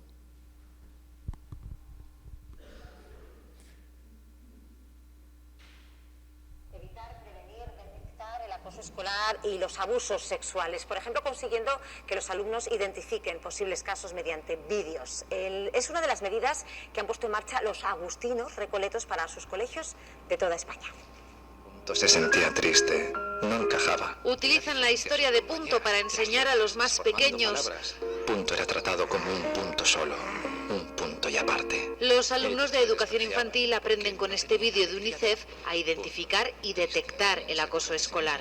Fue haciéndose cada vez más y más transparente. Con 12 talleres distintos, 2 de ellos en marcha ya, trabajan la convivencia y aprenden a reaccionar en caso de necesidad. que sepa a quién acudir, que sepa si se ha producido un abuso en él, que eso no es culpa suya, porque a veces precisamente el creer que es culpa tuya te motiva a replegarte, a cerrarte como con un cascarón y no decir nada. Entonces tienes que saber que solo tienes que contar a alguien para que se desarrolle el protocolo que está previsto. Han seleccionado materiales para cada etapa educativa. Los más mayores sabrán lo que es el grooming escuchando casos reales. Formación para los alumnos, pero también para profesores y padres. Entre todos constituirán una comisión de seguimiento en cada uno de los colegios de la Orden. Irán haciendo seguimiento de todos estos talleres que se van implantando y sobre todo los que, llegado un caso que se produzca, pues sepan cómo actuar y qué medidas adoptar. En noviembre se analizarán los resultados de la primera fase de implantación. Después los agustinos recoletos extenderán este plan de protección del menor a otros colegios en 22 países del mundo. Este es un proyecto que se inició hace 5 años y ya tenemos los primeros resultados. Y los resultados pues están un poquito resumidos. Como digo, esto se puede ampliar muchísimo, pero esta es la experiencia de algunos de estos alumnos de coles, pero que esto es, como digo, perfectamente trasladable a un entorno parroquial, que cuentan para qué les ha servido esto. Los talleres nos ayudan a los niños para saberlo y también para saber qué hacer cuando pasa esto. Porque si tú te lo haces y no sabes qué hacer, no sabes qué decir, no sabes a quién acudir, con los talleres sabes qué hacer, a quién acudir. Nos ayudan a saber lo que tenemos que hacer cuando una persona nos trata mal. Si no hubiera esos talleres, no aprenderíamos a respetar a los demás. El saber cómo comportarnos ante una situación que tengamos un problema y saber ayudar a los demás, que es una de las partes más importantes de esta sociedad, aparte de saber cómo actuar contigo mismo, cómo actuar con los problemas de los demás para ayudar. Eso nos enseña cómo identificar los abusos, cómo actuar en situaciones de abuso o cómo ayudar a compañeros, amigos o familiares que están siendo víctimas de un abuso. Bueno, entonces, en vez de, como decía, hablar de cosas que hay que hacer, creo que es mucho más gráfico escuchar lo que supone implementar un programa de formación. De estos hay muchas experiencias. Esta es la que yo conozco más de cerca porque es la que hemos implementado nosotros, pero hay mucha gente que está haciendo cosas muy bonitas en el contexto eclesial para precisamente pues esto. Entonces, cosas que han salido aquí, pues hay que trasladar a los niños cuáles son sus derechos, cuáles son los riesgos que pueden producirse, tienen que saber a quién acudir, tienen que saber, pues, de alguna forma, cuál tiene que ser el seguimiento. En esos talleres, por ejemplo, con los más pequeñitos, hay algunas dinámicas que son muy importantes para poder identificar que todas las partes del cuerpo no son iguales y no es lo mismo que a mí me toquen en la cabeza, que me toquen en el hombro o que me toquen en otra parte de mi cuerpo, ¿no? Entonces, es una cosa progresiva que además se puede. Es verdad que estoy hablando de un contexto educativo. Esto hay que trasladarlo a un contexto parroquial, hay que adaptarlo. Pero creo que hay muchas maneras, creo, de esto concretarlo. Entonces, a modo de ejemplo, creo que responde a esto. Siguiente pregunta. ¿Cuál sería el proceso a seguir si sabemos de un abuso, pero no tenemos un protocolo claro de cómo proceder? Y luego la segunda pregunta que dice como sacerdote, ¿cómo proceder si en la confesión sabemos de un abuso? Todo esto hoy ya está muy bien protocolizado. Si nos leemos Vos Extix Lux Mundi, por ejemplo, les invito a que lo hagan, todo lo que acaban de preguntar les va a quedar resuelto, porque queda muy concretamente descrito qué hay que hacer, a quién hay que acudir en un marco diocesano. Hay, creo, alguna otra pregunta que decía, pues, ¿cómo hacer esto en un marco parroquial? Es que una parroquia no tiene que plantearse sola hacer esto. Esto hay que hacerlo en un plano más amplio. Hay que hablar de esto en un plano diocesano, ¿no? Es como realmente se puede conseguir, además, pues, la fuerza, los medios, los recursos para implementar una cuestión de este tipo, ¿no? Pero bueno, lo fundamental es que toda persona que tiene noticia de un tipo de maltrato, sobre todo pues que tenga estas características que hemos descrito, las tiene que poner en conocimiento, en ese caso, de la autoridad eclesial, y si es un menor, en Perú creo que también es un delito, ¿no? Entonces hay que trasladarlo, que atención, que nos podemos convertir en encubridores. Así que eso hay que tenerlo muy en cuenta, que ya el plano legal se ha puesto muy al día de todo eso. Y hay casos que, pues no, esto no va conmigo. Si luego en la investigación se descubre que tú lo sabías y no lo has denunciado, tú también eres acusado. ¿Perdón? Sí, hablaban aquí pues del tema en el contexto de la confesión. Ese es uno de los temas más desarrollados.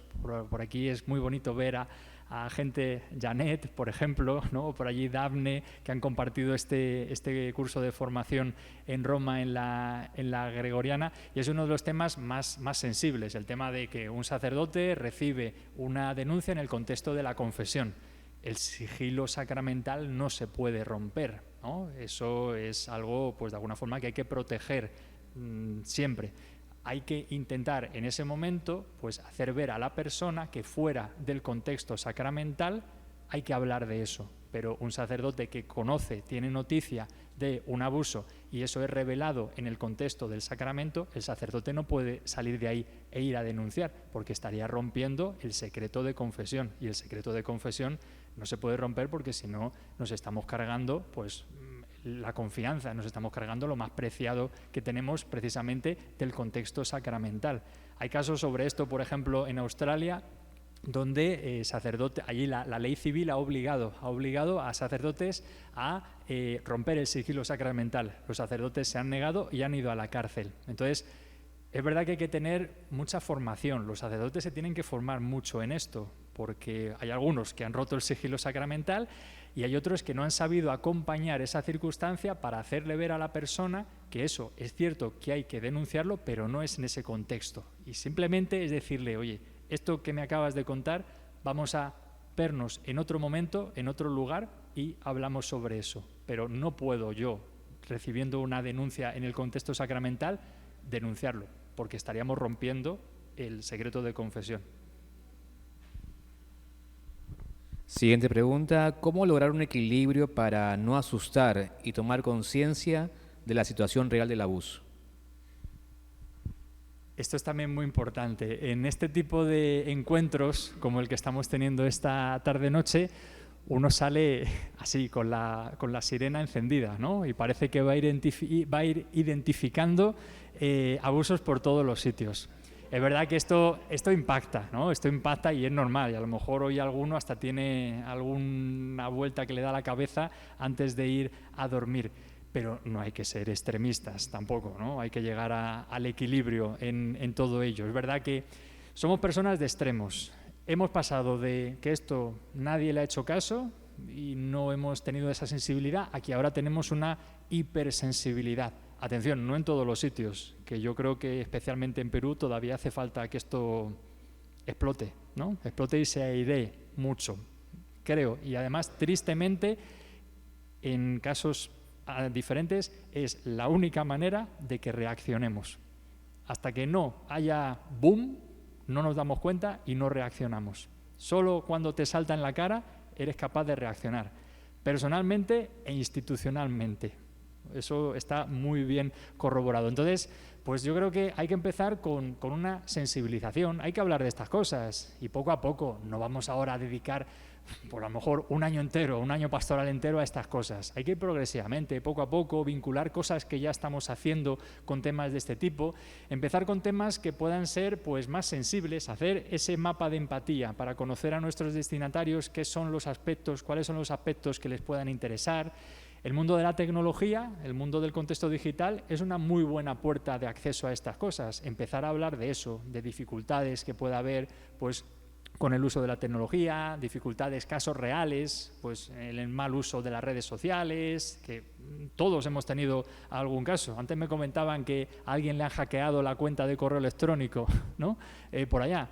Al más menos nos habrán enviado un mensaje de phishing intentándose hacer pasar por un banco diciéndole tienes que recuperar tu contraseña, dale clic aquí, y nos han hackeado la cuenta y nos ha pasado algo de esto. Hay que formar a la gente en estas cosas, hay que formar a la gente en cómo vivir en un contexto digital afectivamente y relacionalmente, que es que nuestras relaciones han cambiado mucho, ¿no? Ahora simplemente aquí, que con las mascarillas, la pandemia, todo ha cambiado mucho en este tiempo. Hay que volver un poco también a sentar muchas de las cosas que han cambiado en muy poco tiempo, en el plano relacional, en el plano afectivo y en nuestra relación un poco también con este ámbito de la tecnología. Entonces, es por eso, no hay que hacer todo de golpe. A ver si ahora, vamos a decir, en la próxima reunión que tengan del Consejo Pastoral Parroquial, vamos a dedicarnos a esto y solo esto, y si quitamos la catequesis, si quitamos los grupos, no, vamos a tener un poco de equilibrio en esto, porque los extremos no son buenos, y ahora hay un concepto que se está poniendo muy de moda, que es el de abusar de los abusos. Y por tanto machacar una cosa, al final hacemos oídos sordos. Entonces hay que hacerlo poco a poco, hay que hacerlo sensibilizando, hay que hacerlo conectando cosas que estamos haciendo con estas realidades. Y hay que dar respuesta a las dificultades que nos podamos encontrar, hacer ese mapa de riesgos. No todos los riesgos son iguales para todos, y aquí incluso en Lima puede haber unos riesgos en unos contextos pastorales que no los hay en otros lugares. Hay comunidades que son muy particulares, tienen sus peculiaridades, entonces hay que hacer ese autoanálisis. ¿Cómo podemos abordar estos temas de abuso sexual con los niños y con los padres de familia que participan en otras parroquias? Este programa está dirigido a alumnos, a educadores y a familias. Entonces, son talleres que primero se comparten con los educadores, luego se comparten con las familias y, en último lugar, se comparten con los alumnos, para que los padres sepan qué les van a enseñar a los alumnos, de tal manera que luego también en casa puedan continuar con ello, ¿no? Entonces, hay que ir un poco en esa línea un poco de buscar pues la integralidad. Esto no es una cosa que se pueda solo abordar desde la parroquia, como no es solo una cosa que se pueda abordar desde el colegio, como no es solo una cosa que se pueda abordar desde la familia. Tenemos que funcionar de forma conjunta, y creo que el contexto eclesial es un buen marco para ello, porque engloba todas esas dimensiones, y creo que eso nos tiene que ayudar. Pero de alguna forma, pues con metodologías de este tipo hay un montón de propuestas. Si alguien no encuentra, que me pregunte, y de verdad que cada vez está habiendo más cosas, y además en el contexto latinoamericano está habiendo muchos avances en ello, y creo que nos tenemos que ayudar. De hecho, creo que nos van a hablar ahora un poco de esto, de las propuestas que se hacen aquí desde Lima, la Universidad Ruiz Montoya, que hay muchas posibilidades, y desde otros muchos ámbitos que también se están ofreciendo.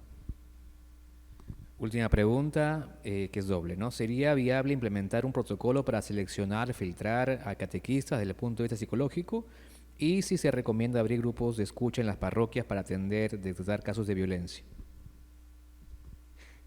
Nuevamente, los extremos no son buenos. A ver si vamos a hacer ahora una selección de catequistas, que nadie quiera ser catequista, que vamos a tener dificultades para esto. El sentido común es lo que más prima, pero tampoco ser descuidados completamente. Yo creo que hay que tener pues un perfil de persona que sea apropiado para una actividad, para un grupo de personas con una finalidad. Hay que hacer un poquito también de filtro. No todo el mundo vale para todo, así como todo el mundo pues no vale para el matrimonio, que es verdad que no todo el mundo vale para el matrimonio, no todo el mundo vale para la vida sacerdotal, no todo el mundo vale para la vida religiosa, pues no todo el mundo vale para ser catequista, no todo el mundo vale para ser educador. Hay que tener unos criterios en todo ello. Entonces yo creo que sí, que tendremos que acostumbrarnos a esto, a tener un perfil de persona, a hacer un seguimiento, a dejarle muy claras las cosas, y en esos códigos de conducta pues hay que tipificar qué tipo de cosas se pueden hacer entre el catequista y el catequizando. A modo de ejemplo muy rápido, es que me enrollo mucho, perdón. Pero muchos de los casos que en los últimos años se han recibido, por ejemplo, de denuncias, han tenido lugar en un contexto en el que se quedaban a solas el mayor y el menor, o el superior y el inferior. Bueno, me refiero en un contexto de jerarquía en todo ello. Muchas acusaciones han tenido lugar en contextos que se producían en un coche que el mayor llevaba al menor a casa. Moraleja, no vayas solo en coche llevando a un menor a casa, porque te pueden decir que ha ocurrido algo y a lo mejor es una falsa acusación, o puedes estar motivando que se produzca algo. Hay que sacar consecuencias de los casos que de alguna forma hemos tenido. Hablar de espacios. Aquí, por ejemplo, pues tenemos estos espacios translúcidos. Hay que tender un poco hacia eso. Todo lo que tiene que ver con el secretismo, nuevamente, con misura, ¿no? Con equilibrio. A ver si ahora no va a poder haber un confesionario que esté cerrado y todo tiene que ser translúcido y de cara al público. Y nos ponemos a confesar en mitad de la calle, que no es eso, un poco de sentido común, ¿no? Pero un poco lo que decimos es que hemos pasado de la nada al todo, equilibrio en todo esto. Agradecemos a Antonio por su tiempo y disponibilidad, con un fuerte aplauso.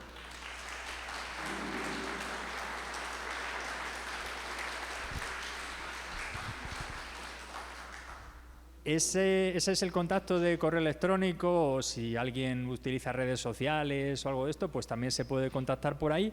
Entonces, yo, bueno, encantado en lo que pueda, pues colaborar para cualquier cosa, y también estos materiales, pues se los podemos compartir. Estos materiales no están de libre distribución porque no consideramos que esto sea algo perfecto, algo definitivo, sino que está en continua revisión. Entonces, si alguien está interesado, se lo facilitamos, lo tienen que contextualizar, pero de alguna forma es que hay veces que se comete un error. Cuando publicas esto por ahí y la gente lo toma como esto es ya lo perfecto, haciendo esto ya está hecho. No, ni muchísimo menos. Cada uno lo tiene que adaptar a su contexto, y repito, esto solo no vale.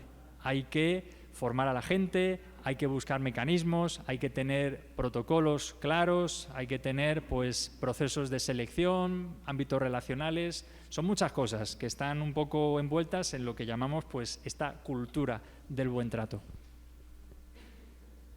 Sí, y en el transcurso de esta semana les enviaremos, por favor, una encuesta de evaluación de la actividad para que podamos seguir mejorando los servicios que podemos dar específicamente también en estos espacios formativos. Y segundo, porque también en la encuesta les pediremos su correo electrónico, donde les enviaremos toda la información que el día de hoy el padre Antonio nos ha compartido. Entonces, les pido que por favor cuando reciban esto, ustedes puedan responder la encuesta y también poner su correo para de alguna manera pues tener este contacto también con ustedes y mantener toda la información compartida. Bien, entonces agradecemos a Antonio una vez más, no sé dónde está, pero ya, se me ha ocultado. Bien, entonces nada, Antonio, de parte de la Universidad Antonio Reyes Montoya y también de la Orden de San Agustín, aquí en la provincia nuestra peruana, queremos darte unos detalles, unos regalos para que te vayas con un grato recuerdo de estos días que estás teniendo de compañía y de formación. Entonces, Estoy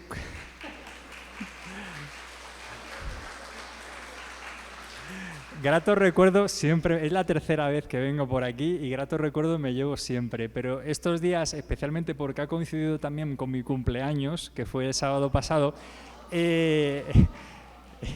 estoy comiendo lo que hacía años que no comía. Esto es una locura, ¿no? Y no paro, desde la mañana hasta la tarde, la noche. Antes por aquí, muy cordialmente, nos ofrecían algo, no puedo, estoy que voy a explotar. Así que me llevo eso y, por supuesto, me llevo pues el compartir esta experiencia y el aprender mucho de todos, que es como podemos seguir mejorando.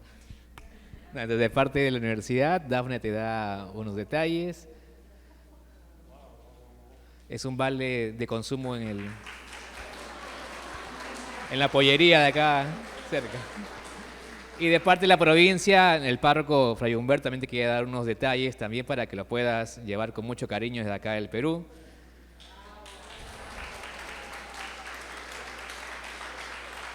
Otro vale para un chifa.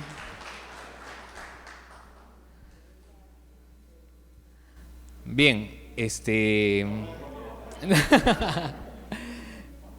Bien, ahora sí queremos presentarles también a ustedes lo que también la propuesta que tienen en la universidad, específicamente a nivel formativo, y que creo que nos puede ayudar muchísimo a seguir teniendo estos espacios de prevención y de crear una cultura específicamente del cuidado también en las relaciones que tenemos en nuestra vida parroquial. Entonces, Dafne.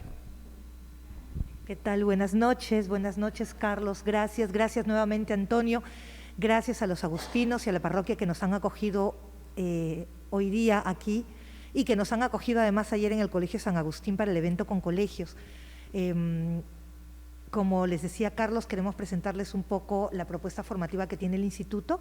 El instituto de la universidad es un instituto nuevito, tenemos como 1 año y medio de formados, y la idea es que podamos propiciar espacios de investigación, pero también de formación para la prevención y para la generación de espacios seguros.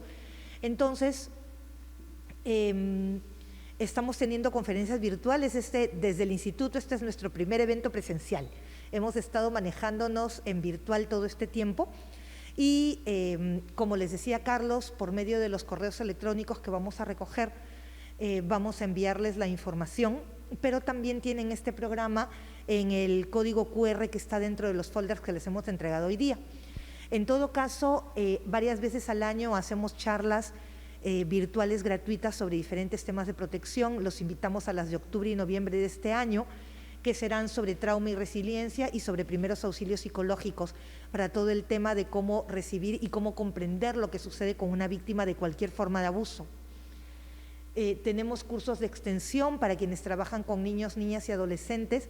Tenemos un curso que ayuda a reflexionar sobre cómo el arte y el juego pueden colaborar para acompañar los procesos de niños.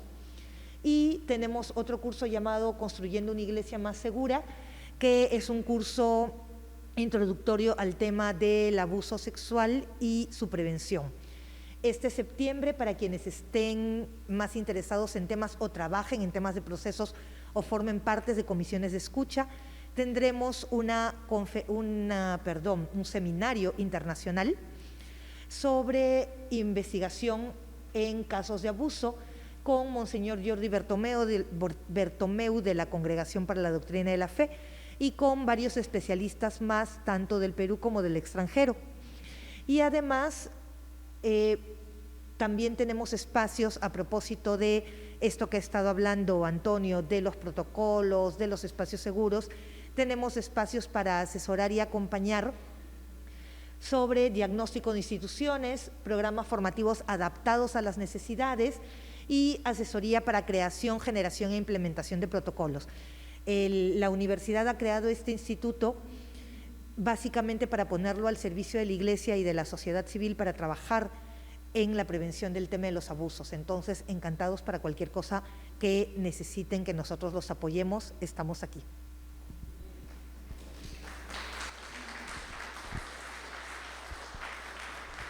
Muy bien, vamos a terminar con 2 momentos. Primero, las palabras de Fray Humberto y la bendición para que nos vayamos bien a nuestros hogares.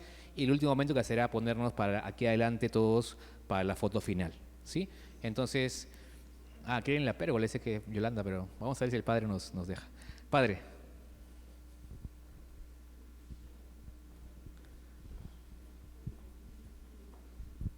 Muy bien, comenzamos la segunda parte entonces. Ponemos de pie, vamos a hacer nuestra oración final y nuevamente gracias Padre Antonio por compartir lo que hoy nos han ido dando algunas pautas para poder ir conociendo, viviendo mejor desde el espacio familiar. Y sí, acá dentro del ámbito pues eclesial o de que acá nos hacía mención de los pilares de la sinodalidad, compartirles que como iglesia acá en Perú ya se ha ido haciendo un poquito a nivel de la Arquidiócesis de Lima, todo el año pasado ha sido un poquito el proceso de la escucha. Y bajo 3 pilares, la participación, la comunión y la misión. Creo que los que estamos en parroquia más o menos ya vamos en ese nivel. Y solamente ya como punto final, también recalcarles o invitarles para poder ver, entender en San Agustín, tenemos acá la imagen, si lo pueden ver la vida de San Agustín, creo que es un proceso de la gratuidad, de la gracia de Dios, en sus 3 conversiones que habla, y es muy bonito, creo que nos ayudaría mucho a entender cómo el Señor obra cuando la persona es capaz de aceptarlo con un corazón humilde. Sin más, vamos a pedir la bendición de nuestro buen Dios. El Señor esté con ustedes. Y la bendición de Dios Todopoderoso, Padre, Hijo y Espíritu Santo, descienda y habite en cada uno de ustedes. Que tengan un buen retorno, pueden ir en paz.